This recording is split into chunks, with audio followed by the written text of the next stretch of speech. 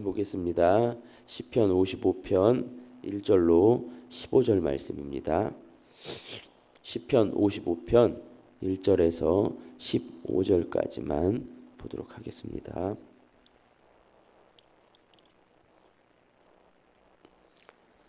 찾으신 줄 알고 우리 한 목소리로 같이 봉독합니다. 시작.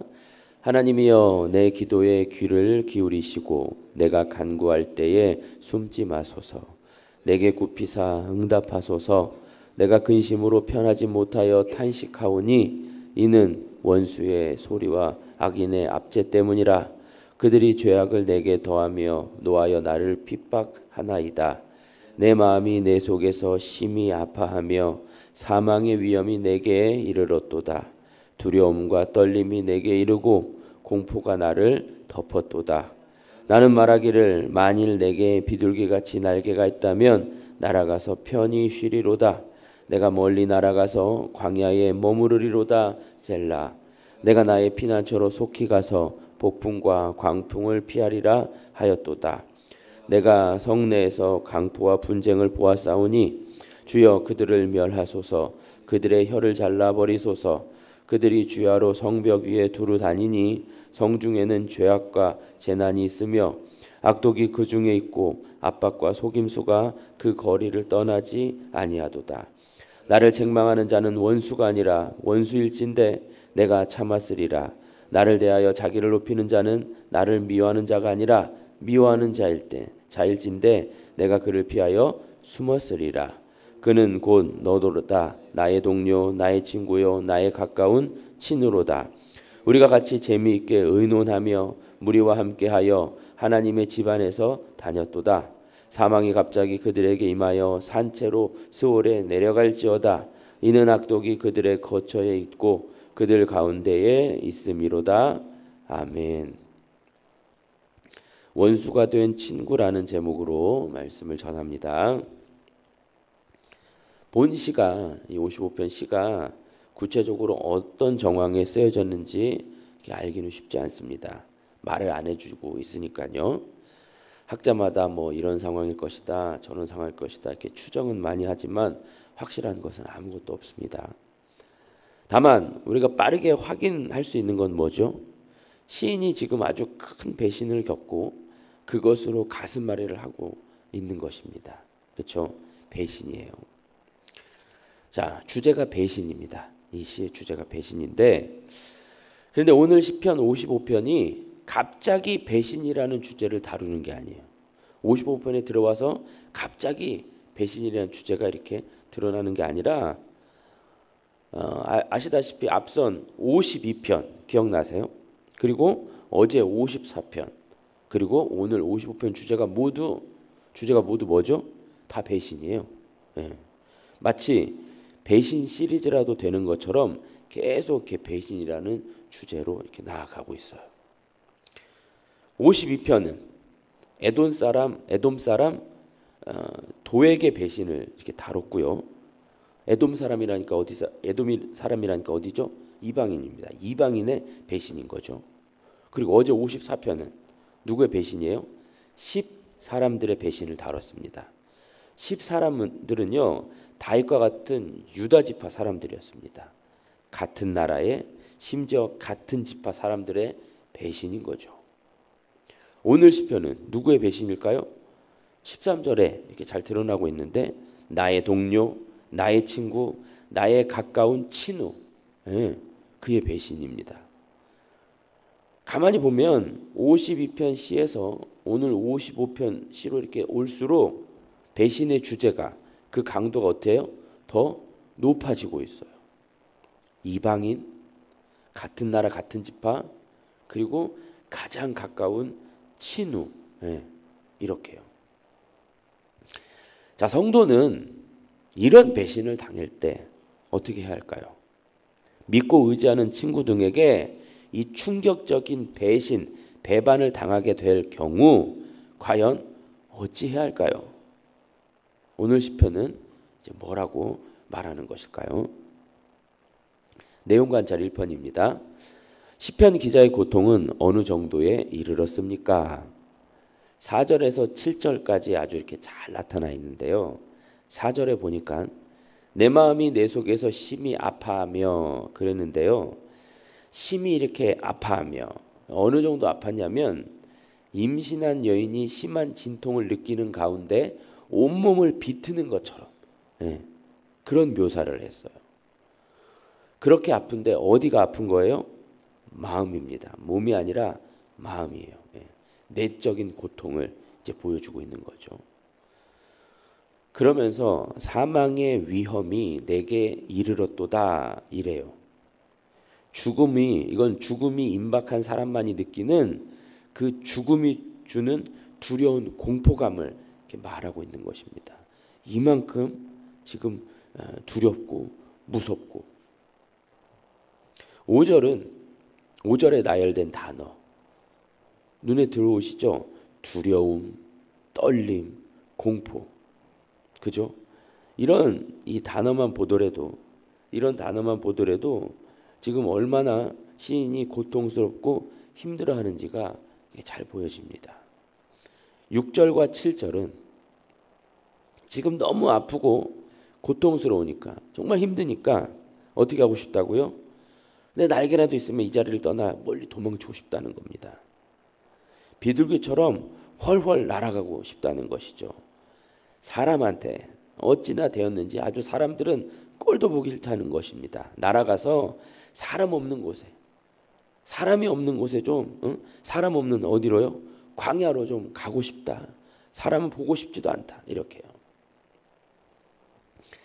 자, 그런데 여기서 여러분 오늘 이 시 누가 썼죠? 누구의 시죠? 다윗의 시입니다. 다윗이 썼어요. 어떤 정황인지는 모르지만 여튼 시인은 다윗이에요. 자, 다윗 어떤 사람이죠? 믿음 있는 사람 아닙니까? 하나님으로부터 어떤 평가도 받은 사람이에요. 내 마음에 합한 자다라고 불린 그렇게 평가받은 사람이었습니다.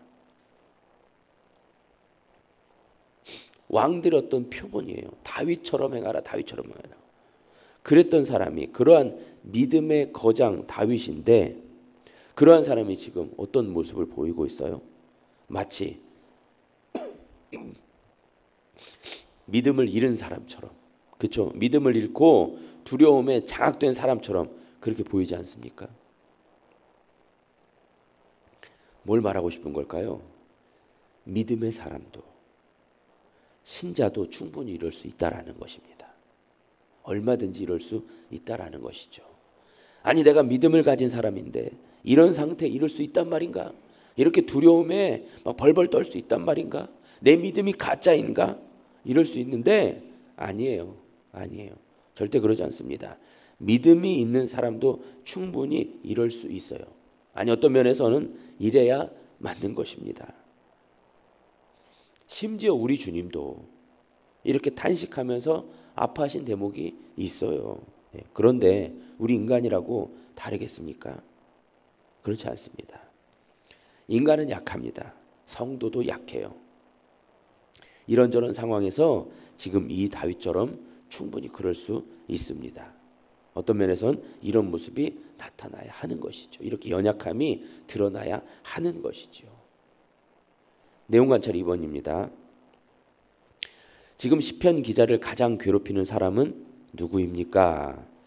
네, 답이 이제 13절과 14절에 등장하는데 이 13절과 14절이 사실 이 시의 항복판, 그러니까 정중앙에 있어요. 문제의 그 배신자가 이제 언급되는 것이죠. 자, 누구냐면 앞서도 이제 말씀드렸지만 나의 동료, 나의 친구, 나의 가까운 친구, 도액 사람처럼 이방인도 아니고 10 사람들처럼 같은 지파 사람도 아닌 그것보다 더 가깝고 친밀한 소위 말하는 베프, 가장 가까운 친구의 배신이라는 거죠.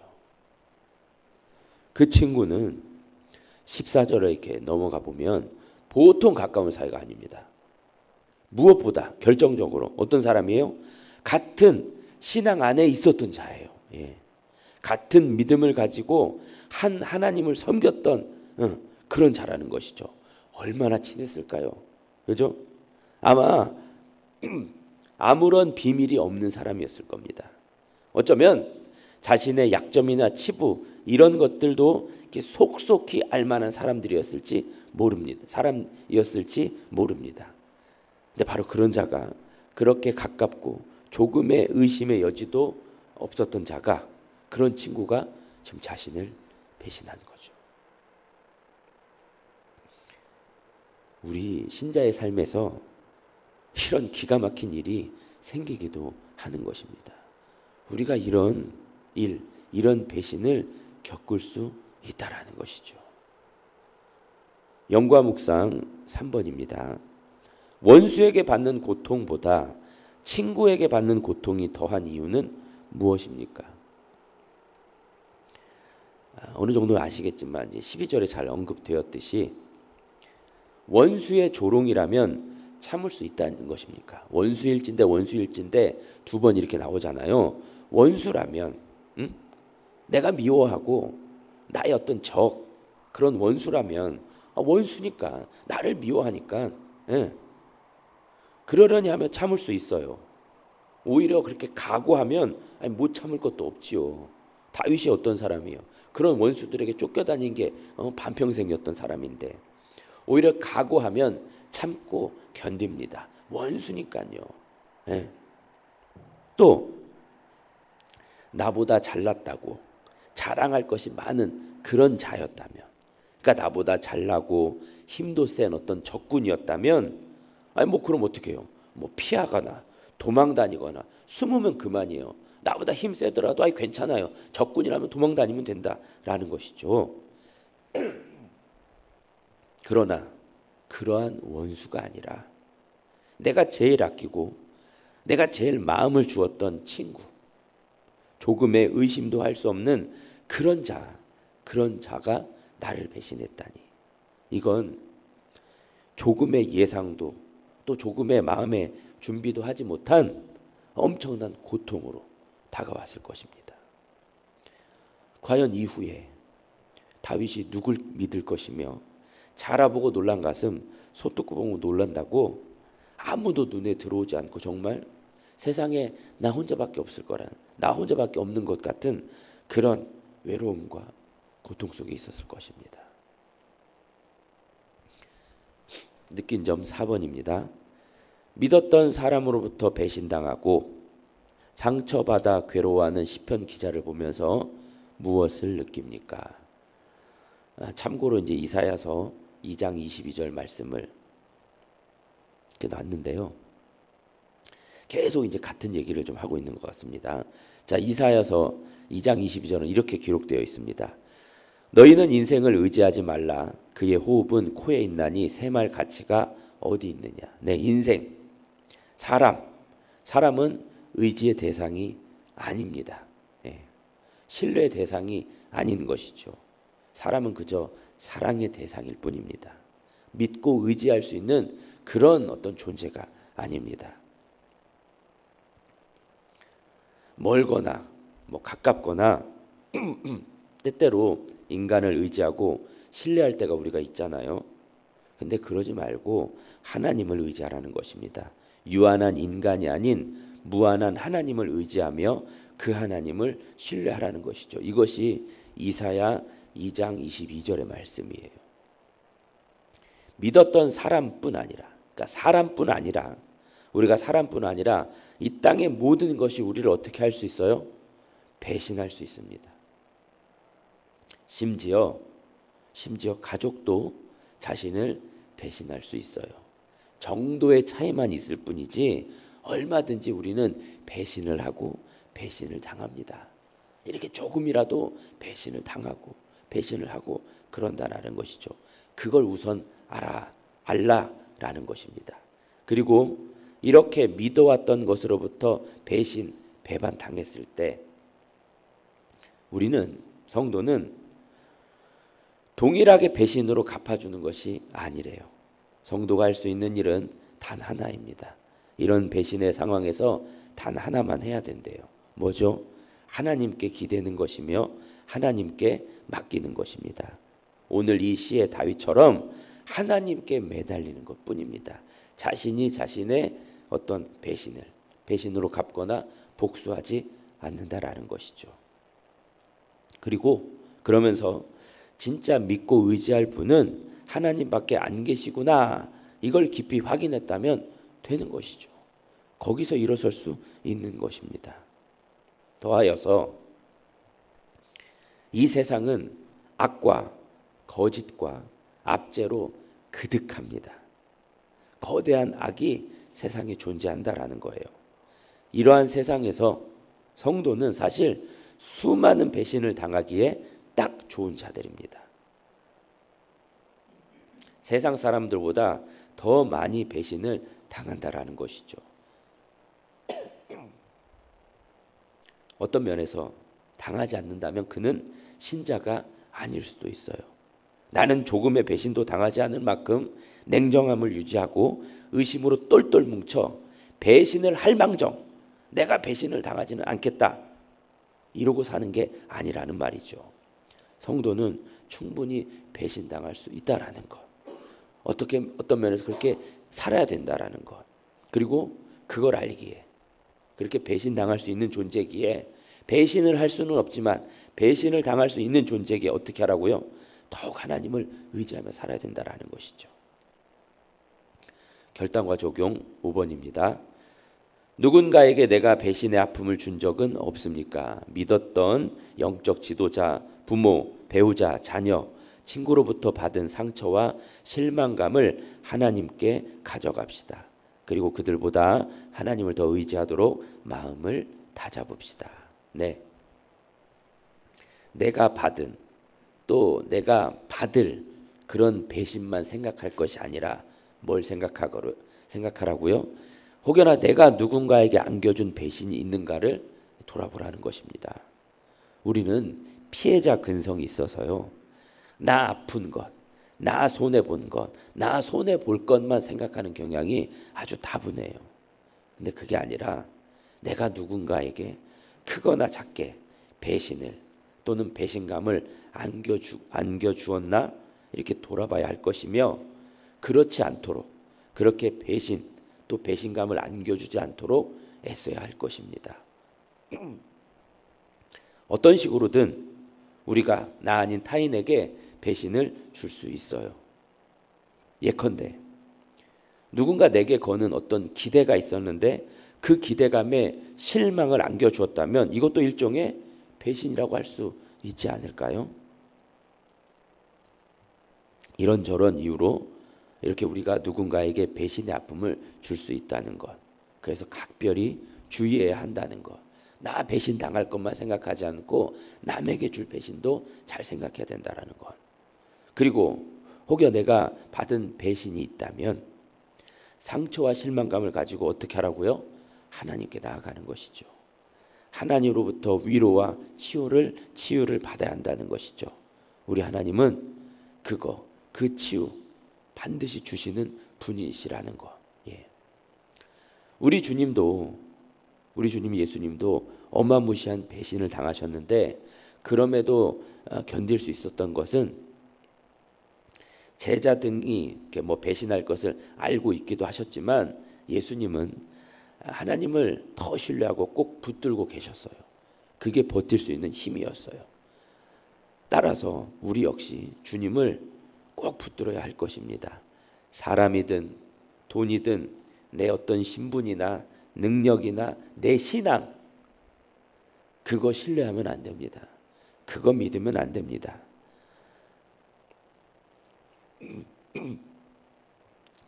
나는 나를 배신하지 않겠지? 아니에요.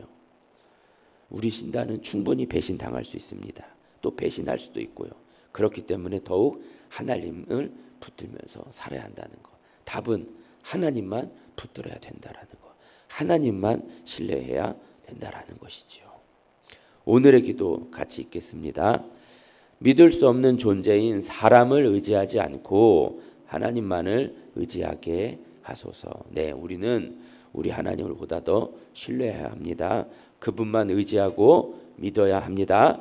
그런 여러분이 또 오늘 하루가 되시길 소망하면서 말씀을 생각하며 기도하시고 또 늘 하시던 기도 제목을 놓고 그리고 담임 목사님 총회 중에 있는데 담임 목사님 위해서도 우리 주여 3번 부르며 같이 기도합니다.